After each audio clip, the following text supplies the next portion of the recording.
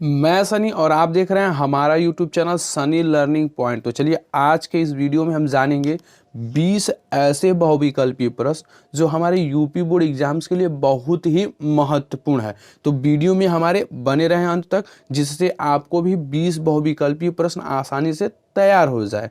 तो यहाँ पे हम शुरू करते हैं क्वेश्चन नंबर 1 से। तो देखिए जो क्वेश्चन नंबर 1 है हमारा वो यही है कि समतल दर्पण की फोकस दूरी होती है 0, अनंत, 25 सेंटीमीटर या -25 सेंटीमीटर। तो देखिए जो समतल दर्पण की जो फोकस दूरी होती है वो हमारा कितना होती है, तो अनंत तक होती है। क्या होती है? अनंत तक। उसके बाद से सेकंड नंबर का क्वेश्चन कि किसी दर्पण में वस्तु का प्रतिबिंब सदैव वस्तु से छोटा, सीधा व काल्पनिक बनता है। 4 ऑप्शन है, समतल दर्पण, उत्तल दर्पण, अवतल दर्पण या इनमें से कोई नहीं। तो उत्तल दर्पण में जो है प्रतिबिंब सदैव जो है वस्तु से छोटा, सीधा व काल्पनिक बनता है। उसके बाद से है थर्ड नंबर का क्वेश्चन कि चंद्रमा से देखने पर आकाश दिखाई देता है बैगनी रंग का, नीला रंग का, काला रंग का या सफेद रंग का। तो कौन सा ऑप्शन सही है? तो काले रंग का जो ऑप्शन सही है। देखिए हमने इसके पहले भी वीडियो को बना दिया था, लेकिन टेक्निकल इश्यू के कारण वीडियो सही से रिकॉर्ड नहीं हो पाया था, तो इसलिए दोबारा जो है हमें रिकॉर्डिंग करना पड़ रहा है। उसके बाद से है फोर्थ नंबर का क्वेश्चन कि मानव नेत्र द्वारा किसी वस्तु का प्रतिबिंब बनता है रेटिना पर, रेटिना के पीछे, रेटिना से आगे या अनंत पर। तो देखिए जब मानव नेत्र के द्वारा जो प्रतिबिंब बनता है वह हमारे रेटिना पर बनता है। यदि रेटिना के पीछे बने या रेटिना के आगे बने प्रतिबिंब, तब हमें दृष्टि दोष हो जाता है। ठीक है। उसके बाद से 5वें नंबर का क्वेश्चन कि प्रतिरोध का मात्रक है एम्पियर, वोल्ट, ओम या कूलाम। तो सही ऑप्शन क्या है? तो ओम है, आपको पता भी होगा और यह हमेशा एग्जाम्स में भी पूछा जाता है।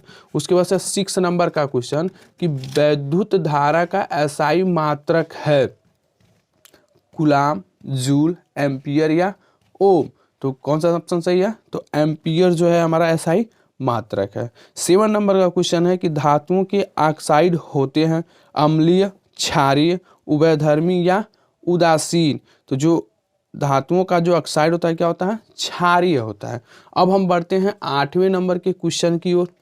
तो यह रहा हमारे 8वें नंबर का क्वेश्चन कि यहाँ पे दिया हुआ है कि 50 सेंटीमीटर फोकस दूरी वाले उत्तल लेंस की क्षमता होगी -2 डायोप्टर, 2 डायोप्टर, 0.02 डायोप्टर, -0.02 डायोप्टर। तो यहाँ पे कौन सा ऑप्शन सही होगा? तो सेकेंड ऑप्शन सही होगा, 2 डायोप्टर। कैसे होता है?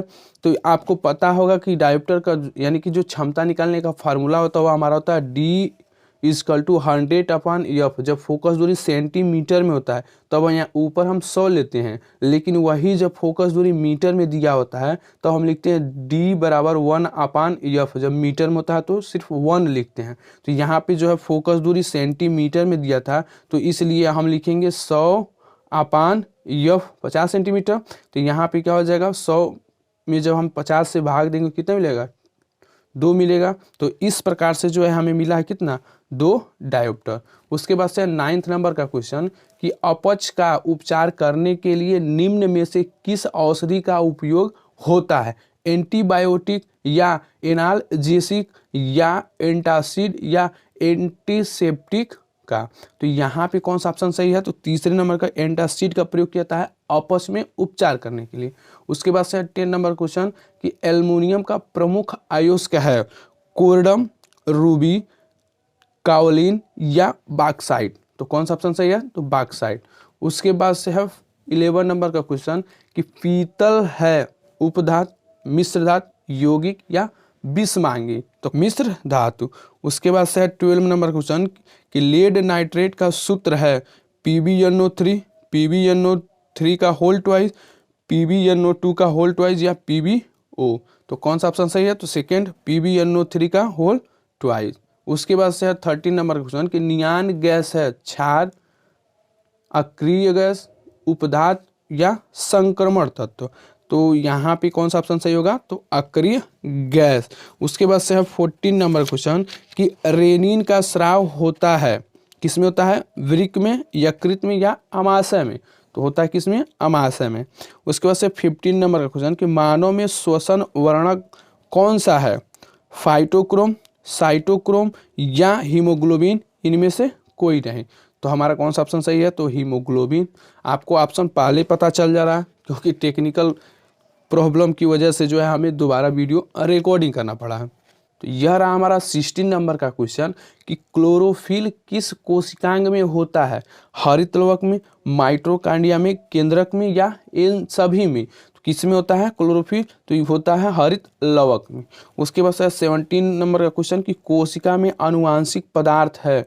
जीन, हरित लवक, गुणसूत्र या डीएनए? तो सही ऑप्शन हमारा डीएनए। उसके बाद से 18 नंबर का क्वेश्चन कि विपरीत लक्षणों के जोड़ों को कहते हैं?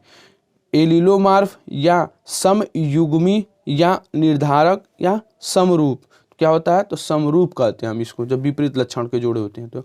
उसके बाद से 19 नंबर क्वेश्चन कि एक पुष्प के स्त्री केसर के मध्य भाग को क्या कहते हैं? वर्तिकाग्र कहेंगे, वर्तिका कहेंगे, अंडाशय या बीजांड? तो क्या कहलाता है?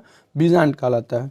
उसके बाद से 20 नंबर क्वेश्चन कि मुकुलन से वृद्धि करता है? यह बहुत ही इंपॉर्टेंट क्वेश्चन है, याद रखिएगा, आईएमपी में भी है कि मुकुलन से वृद्धि करता है तो कौन सा करता है? तो हाइड्रा। अमीबा नहीं, ठीक, यूग्लिना नहीं और प्लाज्मोडियम भी नहीं, सिर्फ कौन सा है? तो हाइड्रा ही है जो मुकुलन से वृद्धि करता है।